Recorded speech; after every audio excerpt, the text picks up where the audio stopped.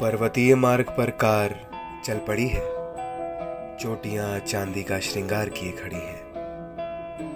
अत्यंत रोमांचकारी उपन्यास की एक कड़ी है, तो चले सरकुंडा माँ के मंदिर, जो बनाती सबकी बिगड़ी है।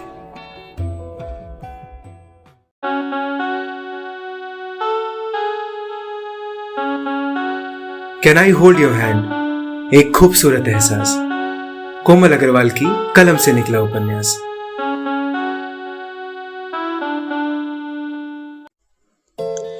जय माता की। आप सुन रहे हैं can I hold your hand, एक खूबसूरत एहसास का 67वां भाग मेरे यानी कोमल अग्रवाल के साथ। कहानी के पिछले भाग में आपने सुना कि मसूरी में बादल घिराए हैं और वर्षा की रिमझिम बूंदें मौसम को और भी खूबसूरत बना रही हैं। ऐसे में सूरज और पाखी एक दूसरे के और नजदीक आते हैं और उसके बाद सूरज बिल्कुल किसी टिपिकल पति की तरह पाखी को नाश्ता बनाने का हुक्म सुना कपड़े बदलने चला जाता है। पाखी किचन में पहुंच राधा काकी और कैलासिया की मदद से आलूदम बनाती है और सूरज को नाश्ता करवाती है। सूरज भी उसे स्पेशल ट्रीटमेंट देता है और उसे लता मंडप के बीच झूले पर झुलाता है। अब आगे। अभी वो दोनों झूले पर झूलते एक दूसरे में डूबने ही लगे थे कि सूरज का फोन बजने लगा। फोन पर किसी से जरूरी बातें कर वह पाखी को लेकर कोठी के अंदर आया। काकी काकी, वह पुकारने लगा। काकी भागी चली आई। क्या हुआ बबुआ? हम बाहर जा रहे हैं काकी, गरम कपड़े गाड़ी में रखवा दीजिए। कब लौटोगे बबुआ? शाम तक लौट आएंगे काकी, और हाँ, मेरे पीछे से होटल से कुछ स्टाफ आएंगे, वो जो भी करें उन्हें करने देना। सूरज ने निर्देश दिया।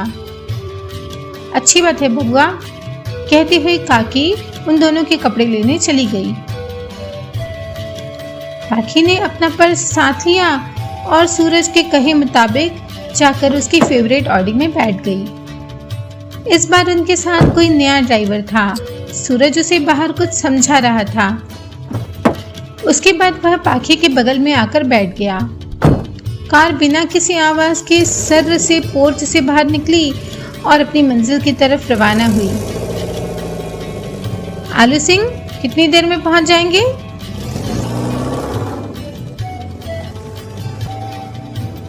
सूरज के ड्राइवर को आलू सिंह पुकारने पर पाखी को बड़ी हंसी आई। आलू सिंह ने मुंह खोला। 1 घंटा तो लग ही जाएगा साहब। रास्ते में नेटवर्क तो मिलेगा ना? पाखी ने पूछा। क्यों, भैया की याद आ रही है क्या? सूरज ने पूछा। भैया का नाम सुन पाखी उदास हो गई। देहरादून चलें? सूरज ने पूछा। वो तो भैया लेने आएंगे ना तब, पाखी ने कहा। भैया क्यों लेने आएंगे? क्योंकि हमारे यहाँ लड़कियों की पगफेरे की रस्म होती है और भाई बहन को लिवाने आता है उसके ससुराल, और उसके बाद बहन कुछ दिन मायके में रहती है। क्या तुम्हारा दिमाग तो खराब नहीं है? इतने साल मायके में तो रही हो। सूरज गुस्सा होते हुए कह रहा था। कूल डाउन, मैं जल्दी वापस आ जाऊंगी। सूरज उसे अपने और नजदीक खींचकर बोला, मैं जाने दूंगा तब ना। पाखी ने अपने भैया को फोन लगाया। प्रशांत दुकान पर बैठा हुआ था। कैसी है मेरी गुड़िया? मैं बहुत बहुत बहुत अच्छी हूँ भैया, आप सब कैसे हैं? और अम्मा बाबूजी की तबीयत कैसी है? और हाँ, भाभी, पंकज, मुन्नू सब मुझे याद करते हैं ना? पाखी कितने ही सवाल कर बैठी। सबसे ज्यादा तो मैं याद करता हूँ तुम्हें। और हाँ, पंकज मुन्नू सब मजे में हैं। अम्मा बाबूजी दोनों की तबीयत ठीक है। और तुम्हारी भाभी अभी तक ब्याह की मिठाइयाँ बांटने में लगी हुई हैं। मौसी और बुआ जी भी यही हैं। प्रशांत ने एक ही सांस में सारी कथा पढ़ दी। फिर तो ठीक है, अम्मा का जी लग रहा होगा। पाखी ने कहा। और पता है भैया, मुझे ये घुमाने ले जा रही हैं। और यहाँ कोठी में एक मंदिर भी है, और हाँ, एक झूला भी है गार्डन में। पाखी चहक रही थी। सब मालूम है, तुमसे पहले सब देख चुका हूँ जवाई बाबू का इंतजाम, सब तुम्हारे लिए किया है। प्रशांत ने मुस्कुराकर कहा।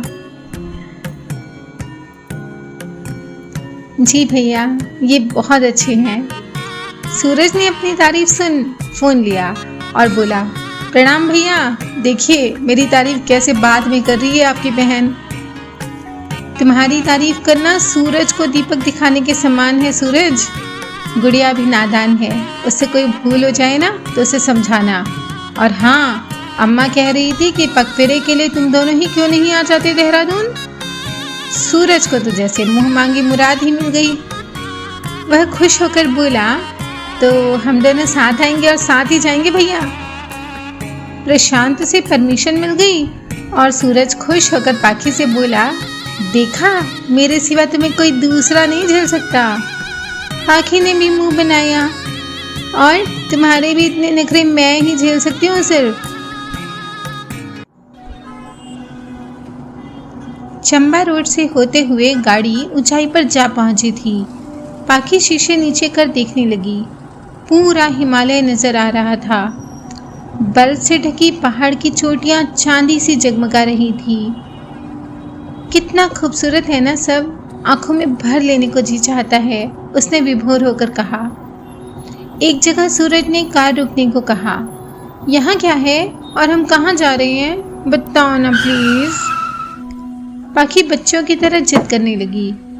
वो तो मैं नहीं बताऊंगा, हाँ, लेकिन यहाँ मैगी पॉइंट है, चलो खाते हैं। सूरज उसे लेकर एक स्टॉल पर आया। तुम पहले भी आई हो यहाँ? पाखी ने पूछा। हाँ जी, बचपन में भी आता था। और हाँ, ये मैगी पॉइंट 2-4 साल पुराना है, ज्यादा नहीं। सूरज को देख वहां खड़े लड़के ने सैल्यूट किया। प्लेट लगाएगा साहब? लड़के के उच्चारण और उसकी छोटी छोटी आंखें देख पाखी ने पूछा, तुम नेपाली हो ना? हाँ बीबी जी, हम यहाँ घाटी से आकर ठेला लगाता है रोज। और शाम आप नया नया शादी बनाया ना? उसने कहा। पाखी ने गौर किया, लड़का उसके हाथों की मेहंदी को देख रहा था। सूरज मुस्कुराते हुए बोला, ठीक कहा, ये मेरी वाइफ है, अब इसे जरा खुश करना है। लड़का बोला, मेम साहब, ये गरम गरम मैगी खाएगा एक बार और यहाँ आएगा बार बार। कहते हुए वह फटाफट 2 प्लेट लगाने लगा। हम दोनों एक ही में खाएंगे, पाखी ने शर्माते हुए कहा। लड़का भी मुस्कुराया, ठीक है मेम साहब। अब दोनों एक ही प्लेट से मैगी खा रहे थे। इतनी लजीज मैगी थे कि दोनों ने एक और प्लेट लेकर उसे भी साफ कर दी। खाने के बाद सूरज जैसे ही अपनी कोट की जेब में हाथ डालने लगा, पाखी ने अपना पर्स खोल लड़के को रुपए दिए। Treat on me. दोनों वापस कार के पास आए। आलू सिंह ने उन्हें देखते ही कहा, साहब, इससे आगे गाड़ी नहीं जा सकती। ठीक है, हम पैदल जाएंगे। कहते हुए सूरज ने डोर खोला। पाखी ने अपनी शॉल ली और सूरज के साथ चली। दोनों के मफलर भी उसने साथ रख लिए। एक दूसरे का हाथ पकड़े वो दोनों चढ़ाई चढ़ रहे थे। श्रद्धालुओं की भीड़ देख और जय माता दी के जयकारे से पाखी को समझते देर नहीं लगी कि वो माता के मंदिर जा रहे हैं। हम सुरकुंडा माता के मंदिर जा रहे हैं मेरी जान, सूरज ने बताया। दादी माँ कहती थी कि जब बहू आएगी ना, तब माता के धोख दिलवाने यही लाएंगी। पाखी ने अपनी धानी रंग की ओढ़नी सर पर डाल गले में लपेट ली।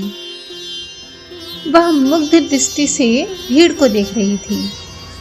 रंग बिरंगी गोटे वाली साड़ियां पहनी महिलाएं, रंगीन पगड़ियां, कूदते फांदते मृग छौने से लगते नन्हे नन्हे बच्चे और उन्हें अपने काबू में करने को लालायित बड़े बुजुर्ग। बीच में एक आधा विदेशी भी दिख पड़ता था। कई ग्रामीण महिलाएं हाथ में ढोलकी और मशक बाजा लिए गाती बजाती चली जा रही थी। कमर में करघनी तो पाँव में बिछुआ और महावर रचाई उन महिलाओं ने लाल पीली धोतियां बांधी हुई थी। उनका रूप श्रृंगार देख पाखी ने दांतों तले उंगली दबा ली। ये सब घाटी में रहती हैं शायद, उसने सूरज से पूछा। वो देखो कैसे चूड़ियां पहन रही है। सूरज ने एक और इशारा किया। एक ठेले पर चूड़ियों के अंबार लगे थे, जहां वो सब घेरा बनाकर खड़ी हो गई थी। लाल, हरी, पीली चूड़ियों की खनक ने पाखी को भी अपनी तरफ आकृष्ट किया। सूरज उसे लेकर ठेले के पास गया और अपनी पसंद की चूड़ियां निकालकर बोला, पहना दूं? पाखी ने बिना एक शब्द कहे अपनी कलाई आगे बढ़ाई। इतनी सारी तो पहले से ही पहन रखी है, वह बोला। पाखी की पूरी कलाइयों को चूड़ियों से भरभर संतुष्ट हुआ। अब और भी अच्छी लग रही हो। पति के हाथों से सैकड़ों अनजाने चेहरों के बीच यूं चूड़ियां पहनने का अनुभव इतना प्यारा हो सकता है, ये पाखी अब जान पाई थी। अब दोनों और आगे एक दूसरे की बाह में बाह डाले पहुंच गए थे। वो देखो स्वामी हिमालय का नजारा। सूरज उसे भव्य चोटियां दिखा रहा था। वो लोग तकरीबन 1.5 किलोमीटर चल चुके थे। पैर तो दर्द नहीं करे ना तुम्हारे? सूरज ने पूछा। अगर हाँ कहूं तो? पाखी शरारत से बोली। तो गोद में उठाकर ले जाऊंगा। सूरज ने भी उसके दिल के तारों को छेड़ा। माता कहेंगी ये तो बड़ा बदमाश भक्त है। वह चंचल चाल से चलती जा रही थी। जब भगवान शिव माता सती को गोद में उठाकर पूरे ब्रह्मांड के चक्कर काट सकते हैं, तो मैं तुम्हें गोद में उठाकर मंदिर नहीं ले जा सकता? सूरज ने तर्क दिया। भगवान शिव ने कब माता सती को गोद में उठाया? पाखी पूछने लगी। जब पिता के घर में पति का अपमान न सह पाने पर माता सती ने आत्मदाह किया, तो भगवान शिव माता की मृत देह को लेकर ब्रह्मांड के चक्कर काटने लगे और तब उनका क्रोध शांत करने के लिए भगवान विष्णु ने सुदर्शन चक्र चलाया और इस तरह माता की देह के 51 टुकड़े हो जहां जहां गिरे उन्हें शक्तिपीठ माना गया और ये शक्तिपीठ उन्हीं में से एक है। सूरज ने प्राचीन इतिहास बताया। यहाँ माता का शीश गिरा था ना? पाखी ने पूछा। तभी तो इस मंदिर का नाम सुरकुंडा मंदिर पड़ा। दोनों चलते चलते वहां पहुंच गए थे जहां से उन्हें ट्रॉली में बैठकर पहाड़ के दूसरे छोर पर जाना था। ट्रॉली को देख पाखी चहक उठी। वो कब से यहाँ आना चाहती थी, मगर आज जाकर उसका स्वप्न साकार हो रहा था। एक ट्रॉली बुक कर सूरज ने पाखी को उसमें चढ़ाया और फिर उसके बगल में आ बैठा। ट्रॉली ऊपर की तरफ उठने लगी। तेज पवन के झोंके और ठंड की प्रचंडता से सहम पाखी सूरज की बाह में सिमट गई। उसके इर्द गिर्द गर्म शॉल को लपेटकर सूरज ने उसे ठंड से बचाया। ट्रॉली से उतरकर दोनों लाइन में लग गए। वाद्य यंत्र बज रहे थे। काफी लंबी लाइन लगी हुई थी। भीड़ में से दोनों गुजरते हुए सबके साथ जय माता दी का जयकारा लगाने लगे। मंदिर के प्रवेश द्वार तक पहुंचने से पूर्व ही कई जनेऊ तिलकधारी पंडे श्रद्धालुओं से दर्शन करवाने के नाम पर मोल भाव करने लगी। एक पंडे ने अपने शिष्य के साथ सूरज और पाखी को भी घेर लिया। आइए श्रीमंत, चंडीदास चतुर्वेदी की सेवा स्वीकार कीजिए। पंडे ने अपना परिचय देते हुए सूरज के माथे पर तिलक किया। सूरज कुछ कह पाता इससे पहले ही चंडीदास के शिष्य ने दान पात्र खोल उसके सामने कर दिया। स्व इच्छा से कुछ भी रख दीजिए श्रीमंत, माता के दर्शन और पूजन सब ठाठ से हो जाएंगे। सूरज ने बटुआ निकाला और 500 के 4 नोट दान पात्र में रख दिए। नोट देख तो गुरु शिष्य दोनों के चेहरे पर पड़ी थकान और निराशा आश्चर्यजनक रूप से लोप हो गई। उत्साह सहित शिष्य ने रोली चंदन की कटोरी सामने कर दी। चंडीदास ने तुलिका की मदद से पाखी के ललाट पर त्रिपिंड बनाया। सूरज मंत्रमुग्ध हो उसी त्रिपिंड को देखे जा रहा था। बिल्कुल हरिद्वार की जोगन लग रही हो, उसने मुस्कुराते हुए कहा। तभी भीड़ में अचानक कोलाहल हुआ और अफरा तफरी मच गई। किसी ने सूरज को तेज धक्का दिया, जिससे वह दूसरी तरफ जा गिरा। पाखी सूरज को अपने पास न पाकर बहुत घबराई। अभी वह सूरज को खोज ही रही थी कि कुछ ऐसा हुआ जिसने उसके होश उड़ा दिए।